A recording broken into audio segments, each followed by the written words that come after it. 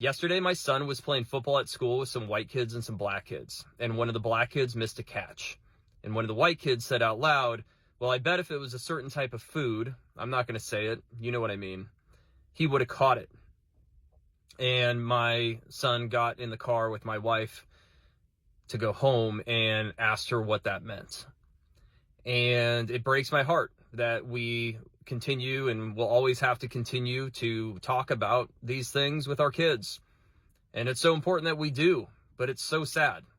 Racism, microaggressions, homophobia, humanity, how we treat people. And this stuff is right in front of their face on the football field, in elementary school, good neighborhood. It doesn't matter. It's everywhere. And it made me think about white privilege. And it made me think about the fact that I think I've had it wrong. This whole time I've thought white privilege was about money, and it was about getting into college and getting jobs, and it is those things.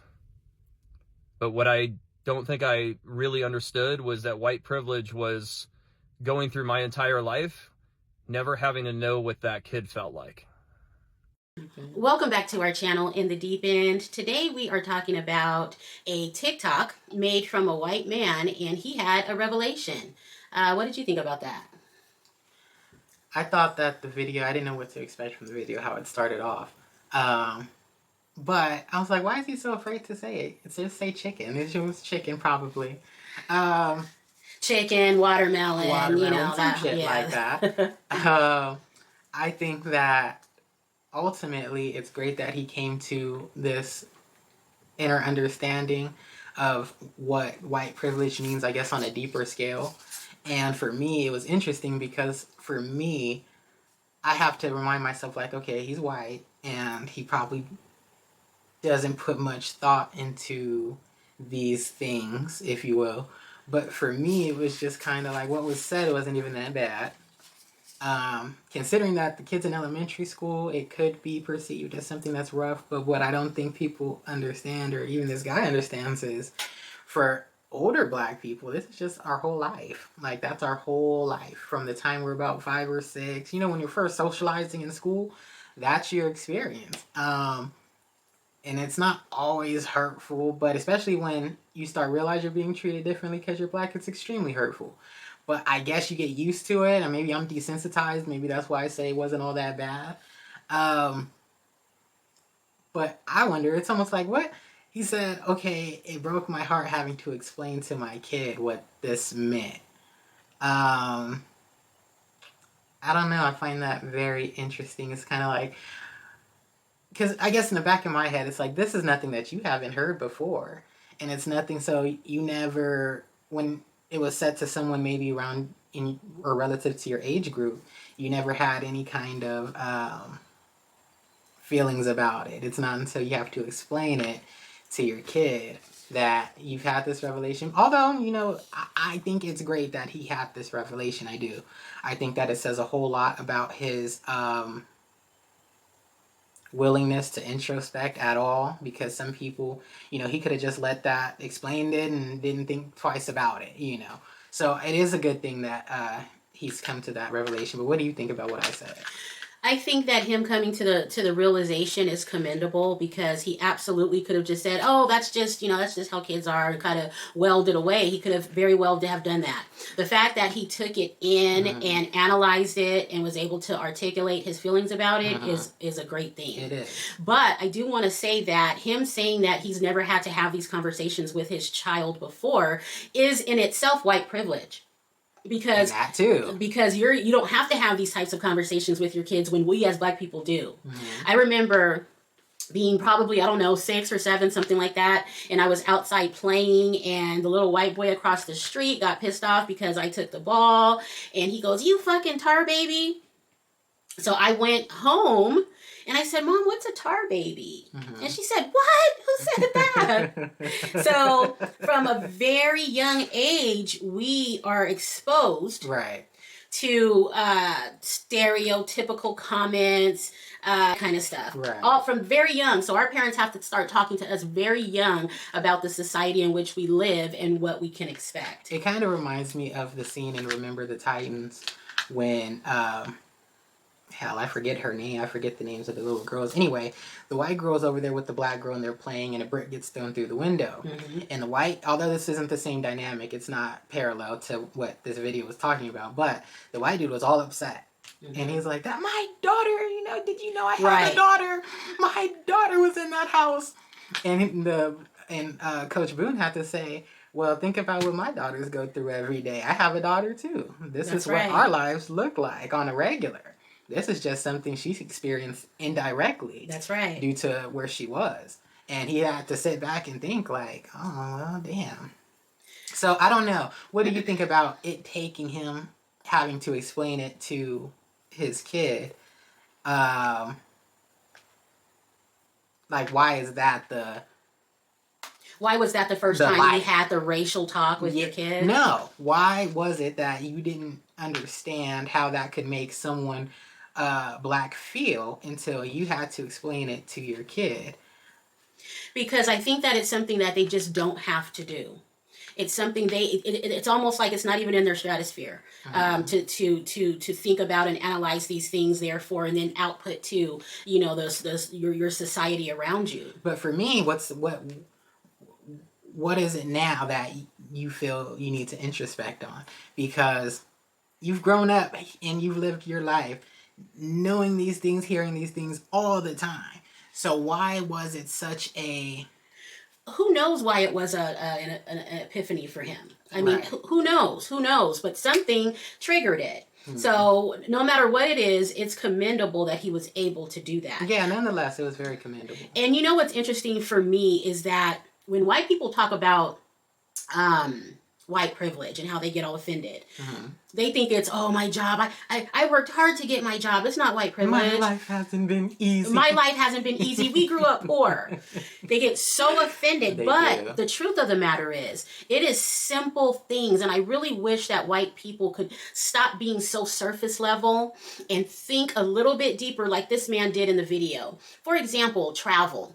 Me and Cosmic talk all the time about going traveling.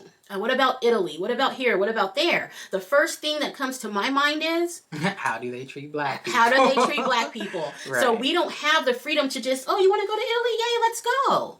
We don't have that option. We have to always be aware of what we look like and what we could potentially be walking into. Mm-hmm. And of course, you don't need us to talk about this. Policing is another area of white privilege. You don't have to be afraid when you're getting pulled over by the police, okay? But our youngsters do. We as black parents, we all have to have the talk as soon as they become of age and driving. Also, something as simple as... That's not necessarily true. What do you mean? It's almost... I remember being very little and out with my friends and the cops were called on us. And we had to... You talked to me about it then. Oh, you mean you weren't of driving age then? Right, I wasn't of driving age. I was... What, second grade maybe? Yeah. Do you remember what the conversation was?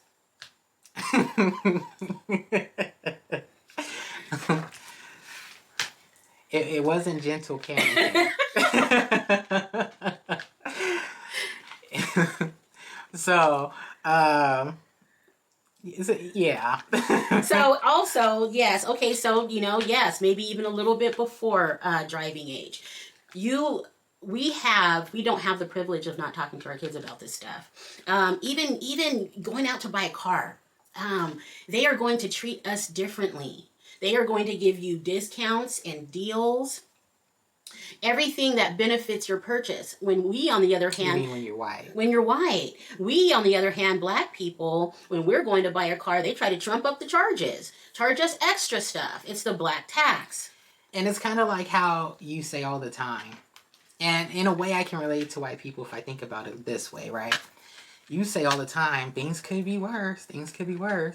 And I'm like, I don't care about things being worse. I'm worried about how I feel now. Mm-hmm. So that's kind of I guess how they feel when you say they're privileged and they get offended. Mm-hmm. They kind of feel like, damn, well, if this is privilege, I wouldn't be able to make it anything worse.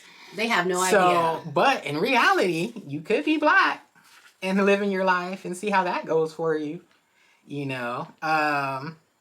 So it's definitely something to think about as far as for those out there who are offended by hearing white privilege. It's not about you having this luxurious life. It's about you having an easier average life than the average life of someone black. And you have to realize as well, someone like me and arguably you, we grew up in good neighborhoods, you know, had resources. We were in middle class for sure. And it was, you know, it wasn't an issue as far as poverty in the ghetto and all of those different things that are that influence some blacks in our country.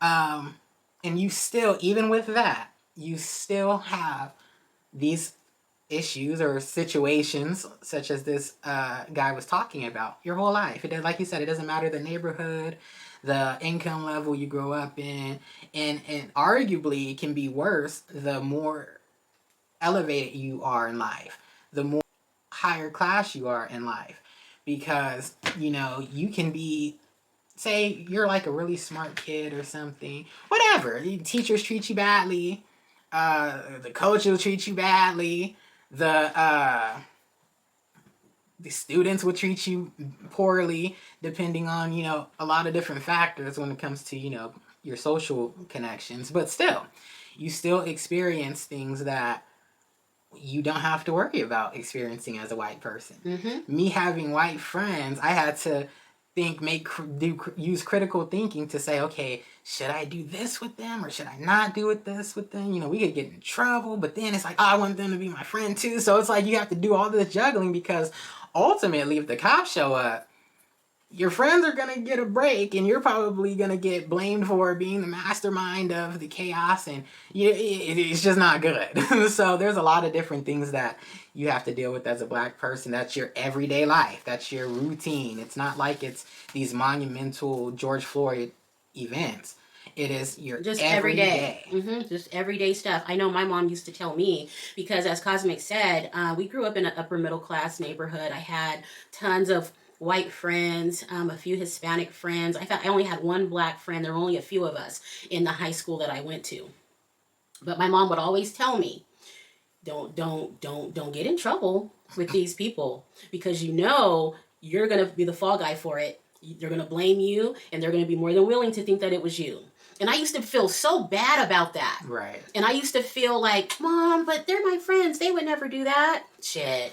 Oh, you mean the friends would blame them? And that happens too. Yes. That happens too. But I was young and didn't really understand it at the time. But there are so many things that encompass white privilege. And it's just something, and I understand that since white people never had to think about it, they don't really get it. But there is something called listening. And listening and understanding and taking out the being offended. And I think there's lots to learn. And this guy didn't even have to go through the process. His light just went off. So it's very commendable. And I hope that he takes that lesson and shares it with his, colleagues or peers or family members. That's probably not likely, but... That's unfortunate. Well... I mean, we don't know for certain, but I would hope that that's what he would do once a realization like that has been reached. Well, to be fair, he put it on TikTok. Mm-hmm. So all of his friends and family are publicly see it. Whoever. That's true. So he's doing his part. Yeah, sure. So I guess I can't say that, because he did post a TikTok that, has 80,000 likes on it. So sure. Yeah, it's a great thing. It is. I can, And also, good for him. And also, we as Black people can do the same things. Like what? Like when we recognize certain things that we as Black people do, or we as Black people don't understand, and we have epiphanies, it would be good for us to put that out there as well. I'll be the first person to say, I'm glad you said that. I understand why some white people are racist. I do. Depending on the breed of Black person you've ran into and you've known in your life, I understand how you could feel some type of way about Black people. I will say that. And here's a secret. We feel the same way about them too a lot of the time. Mm-hmm. It's the truth. It's the truth. Anytime you see Debo down the street, you feel a little uneasy. Because you're like, why is he looking over here so hard? And then you're afraid to leave the house unattended to because you don't know if he's plotting to break in. It's the truth. It's the truth. And we don't condone any of the foolishness that they like to get into, such as running into stores and taking stuff and walking out, knocking people upside the head and stealing their cars. So when I look at it from the negatives of what a lot of black people do and how I've seen a lot of them act in public, I've seen a lot of them treat anybody and everybody, I understand how someone could say, I fucking hate these people. I get it. I do get it. But it just sucks for someone like me where, you know, I don't represent or act or, you know. Well, that's my problem with that. Are there some undesirables in our community? Absolutely. But what bothers me about that whole thing is that you said, I understand how white people are racist because we feel the same way about certain folks as well. How they can be racist. However, I don't like the fact, and we all know this is just how things are, but I'm going to speak on it anyway. When one black person does something, like those black folks running up in the store and taking people's stuff and walking out and stealing cars and all that, murdering folks, though that's just that person. But white people have a tendency, or other than black, have a tendency to like blanket our whole community. Well, since they see this black person over here doing that, all black people must steal, or all black people must sell drugs. And that's just not the case, although I know that's just how it is. But I don't like that part of it. And I understand what you're saying, but I also have to disagree when you say that there's some. I think that there's a large majority, if not half, maybe more, that are that way. And not to mention, it's in the media that we see every day as far as our movies and TV shows. It's recently been getting a lot better, I will say. But it's in the movies and TV shows that we love and hold to such a high standard. You mean how they depict black people? How they depict black people. Mm-hmm. It's in the music that we listen to. There are just so many things that come out of the black community that can be viewed as really negative. So it's hard to not lump all of them together. It's almost like me. I assume every white person's racist till I get to know them. So it's not like no one else does it. Mm-hmm. Because to all minorities, or most minorities, especially blacks, all white people are pretty racist unless we see something or hear something otherwise. But I think you said the operative phrase, until I get to know them. Now, see, they're white people, on the other hand, I don't think that they even give black people that opportunity. Well, yeah, and we can also use another Remember the Titans example. When Bertice is telling his mom, if you just got to know him. Yeah, I don't want to get to know him. Yes. So, yes, that's what they do. And that's a white thing. To be honest, we give everybody, I think, and I think I can speak as a collective. We give everybody the benefit of the doubt. Most. Now, yes, we have these things in the back of our mind. Well, but we still give them the benefit of the doubt. Mm-hmm. And I think each individual at least deserves the benefit of the doubt. So that's just what it is. So yeah, but yeah. You know what? I'm sorry, I didn't mean to cut you off. Do you know what, you guys? I have to tell you about this. A couple of years back, I was cleaning out the shed, and I'm just going through stuff, and I found my oldest son's what do you call it? The class book. Yearbook. Yeah, the yearbook. Right. That's a good example. And I was just looking through it, and I was like, oh, that's so cute. And I was reading all of the little, things that people wrote, and I ran across this one that said, have a good summer, you fucking nigger, with your cheap Walmart bike. And this was a 7th grade yearbook. That's when things can be the worst. That ruined my whole day. It did. It hurt my feelings so bad because my oldest son never said anything about it to me. So I was like, how did he feel about that when he read that? Yeah. And he never shared it. So our poor little black kids are going through this stuff all the time.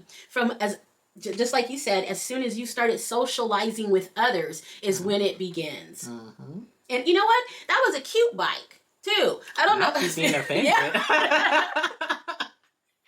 I am offended. But anyway. That is so funny. But I wanted to share that with you guys just so you get an understanding of how early our kids have to deal with the being black.